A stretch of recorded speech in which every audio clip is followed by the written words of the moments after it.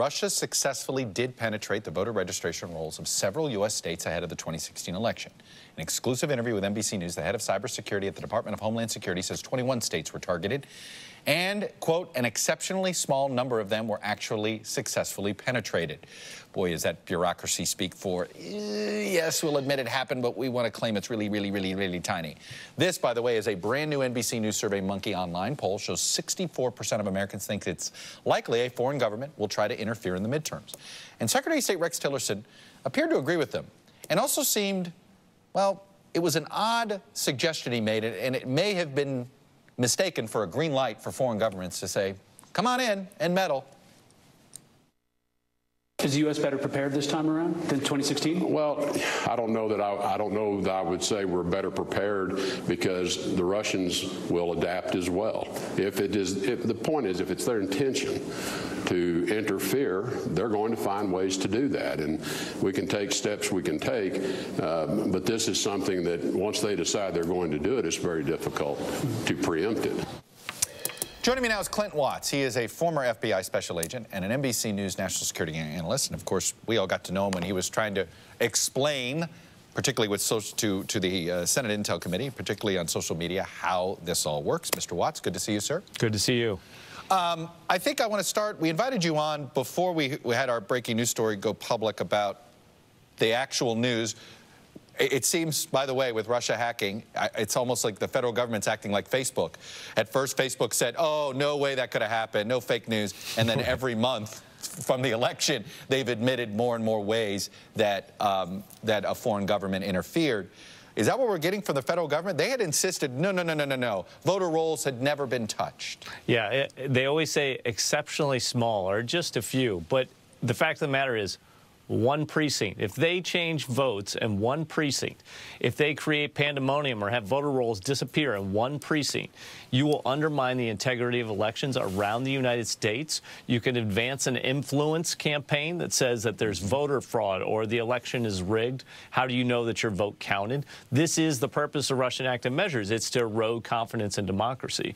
So what the Secretary of State said, and DHS said basically in conjunction today, is yes, it did happen, and they're going to do it again, and we really don't have a response to this. It's been really 2.5 to 3 years that we've seen them start their meddling campaigns, and we're coming up on an election, and you can't even utter the word Russia in the White House right now. No, look, I mean, and it seems pretty obvious why we can't expect the White House to sort of lead this effort.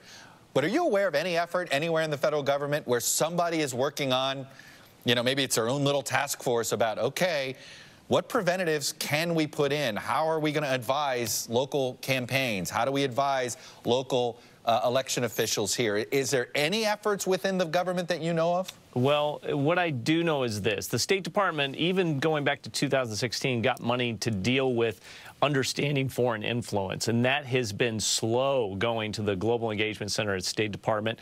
That money has been there. The Tillerson team has not acted on it. I'm hearing rumors they're starting to get their feet on the ground there, over a year later.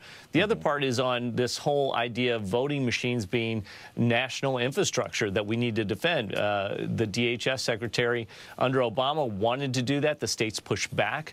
I have not heard how they've resolved that issue. And even looking forward in terms of what the task force is, I have briefed people in pretty much every aspect of the U.S. government.